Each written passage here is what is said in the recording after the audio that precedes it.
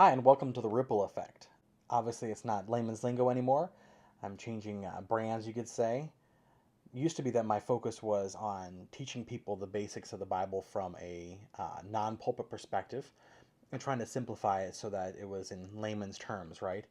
Um, Moving over kind of to politics more and including your beliefs in politics, I'm trying to do the Ripple Effect, and that's going to be our channel from now on. It'll be called the Ripple Effect. I have some people working on logos and intros and outros and all that kind of stuff. They're being very generous, and I'll reveal that when it comes up. For now, I'm still gonna have to use the old logo because that's all I have, but we'll get there. I still plan on diving into a lot of Bible things, and I hope to make the news of the day that comes in from a biblical perspective, and not to just go over the normal news that's out there, but to give the news that I can, that I find interesting to myself, and um, news that is vital for us to know about, if that's the right way of putting that, or just news that is applicable to the politics of our time from a Christian perspective.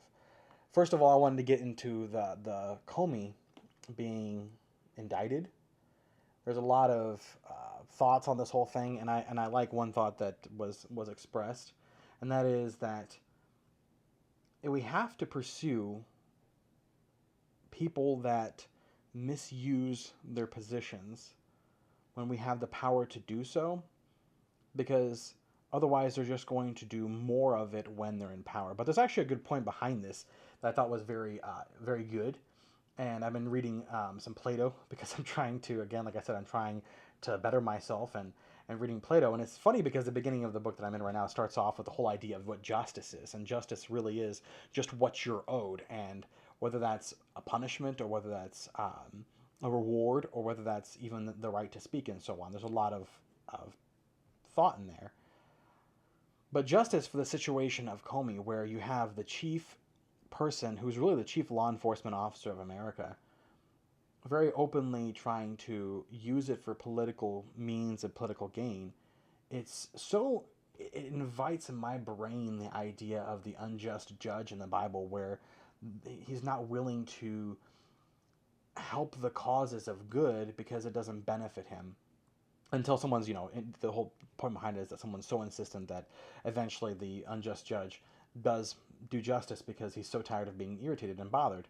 But the thought behind that is that there are unjust people out there that don't get what they deserve, and it's time that we start implementing true justice, which is part of back to the whole forgiveness of the shooter of Charlie Kirk, how he still has to get justice because there is a something that's due to him now, which is the punishments of the land, whatever those are, which I think in Utah is the death penalty. But it is justice to give him what he deserves, and the persons who are supposed to do that is the government. The next thing I want to mention is the Mormons being under attack. This happened up in Michigan, and I had mentioned it last night. I had the privilege of preaching in my church, and I mentioned the fact that the Mormons were under attack. And we're constantly aware of the dangers of having a church, having a place where people meet. We have guards and so on to make sure as best as we can, right? To make sure that we're protected. But I want to mention the after effect of this, and this is kind of the culture that we live in, where people are so convinced of their positions, of their rightness, of their purity of thought, and so on, that even in the darkest of moments, they'll come out and say something. This has actually been around for quite a while, and I'm would be remiss not to mention the whole Christ is King thing. Anytime there's any kind of tragedy to do with Jews, immediately all the crappy human beings online will come out. And the worst part is a lot of them claim to be quote unquote Christians. Now, I'm absolutely not a Christian if that's how you're acting. But they'll come out and they'll say snide comments of Christ is king. Now, the problem is that Christ is not king in that sense. Christ didn't come to shove it in the face of the Jews and to punish them, and it's okay that they suffer. That's not the point. Christ is King of Kings and Lord of Lords. He is the ultimate authority across the world and across all time. And he came to die on a cross for every single person that they could know that he is the Savior of the world.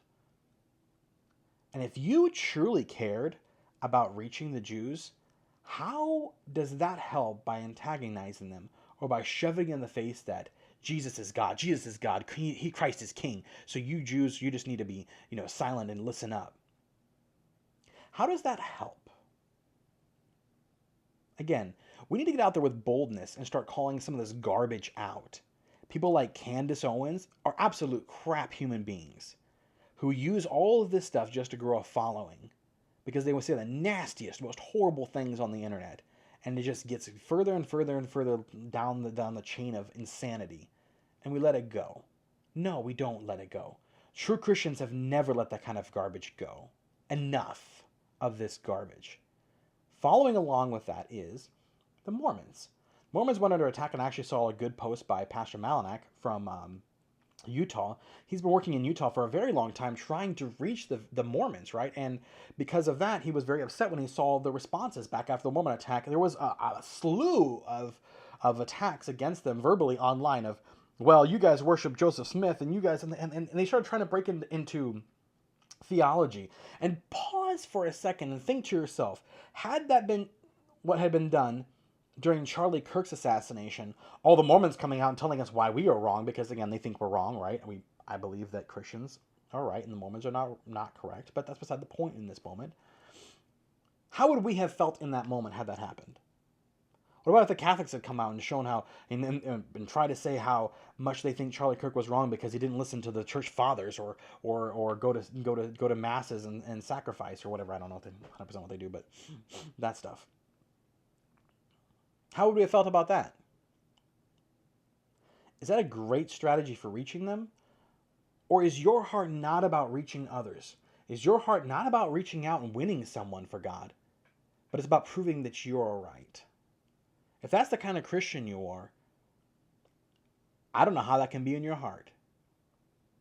Because that's not how we reach people. We reach people by having the love of God coming in with compassion and care and concern and taking care of those that we can. And if we have disagreements with them, we disagree with them in the situations and the appropriate times. We don't do it when they're under attack. It's disgusting. And it's the same thing that goes on with, again, going back to the Jews.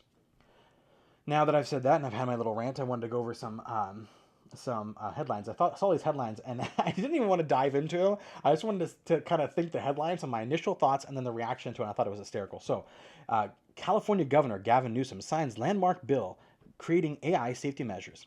And at first I'm thinking, wow, okay. Your first initial reaction is, oh, he's making AI safety measures. That's good because the AI are terrible, right? They're what the things that they can do.